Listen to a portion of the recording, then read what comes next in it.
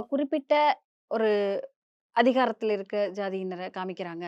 So அவங்கனால தான் இந்த மாதிரியான கொலைகளாக இருக்கட்டும், ஒரு திறமையான மாணவன் ஒரு ஒரு விஷயத்த பண்ணணுமா இருக்கட்டும், எந்த ஒரு கோவிலுக்கு போணும்னா கூட அவங்கள மீறி எங்கனால சில விஷயங்கள் பண்ண முடியல அப்படிங்கிறத, இப்ப வரக்கூடிய இந்த மாதிரியான படங்கள்ல போட்டு உடைக்கிறாங்க. இதுதாங்க நடக்குது. இதெல்லாம் பார்த்துட்டு வரோம். ஸோ மக்கள் மாறணும். மக்கள் சில விஷயங்கள வந்துட்டு ஃபேஸ் பண்றது எல்லாருக்குமே தெரியணும் அப்படிங்கிறத காமிச்சுட்டு இருக்கிறாங்க. ஸோ அத வந்துட்டு இப்ப வந்துட்டு எல்லாரும் பேச ஆரம்பிச்சிருக்காங்க. பேச ஆரம்பிச்சிருக்கிறதே பெரிய விஷயம் தான். அத பேச ஆரம்பிச்சிருக்காங்க. இத காமிக்கும்போது, இது சமூக ரீதியா என்ன மாற்றங்கள் ஏற்படும்? இப்போ இன்னும் ஒரு விஷயம் சொல்றேன் பாருங்க. பெண்கள் நாடகம் பார்க்குறது ஆண்களுக்கு பிடிக்கவே பிடிக்காது. ஏன் பிடிக்காதுன்னா, அந்த நாடகத்துல பல கருத்து பேசுவாங்க. அது வந்து டொமஸ்டிக் வயலன்ஸ்க்கு எதிரா கூட பேசுவாங்க.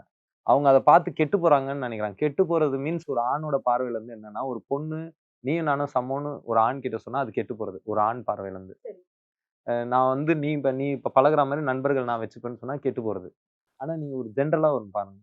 நீங்க பெண்ணுன்றதுனால அந்த எக்ஸாம்பிள் சொன்னேன். ஓகே. நீங்க ஜென்ரலா பார்த்தீங்கன்னா அது தப்பா? கிடையாது. இப்ப நீயும் நானும் சமம்னு சொல்றது. அது எந்த வகையில வந்து பதட்டத்தை ஏற்படுத்தும்? சட்ட ஒழுங்கு பிரச்சனைய ஏற்படுத்தும். நீங்க எப்படி நான் ஏற்படுத்துங்கிறீங்க? நீங்கள் நானும் ஏற்படுத்துதே. சமம். இப்ப எப்படி நான் வந்து ஏற்படுத்தும்? இந்த தெருவுல நான் நடப்பேன்.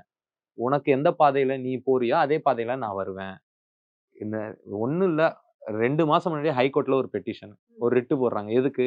கோவில் திரு தேர் வந்து என் தெருவுக்குள்ள வரணும். 2025 ஆகஸ்ட் மாசம் ஒரு பெட்டிஷன் வருது. மாண்புமிகு சென்னை உயர்நீதிமன்றத்துல.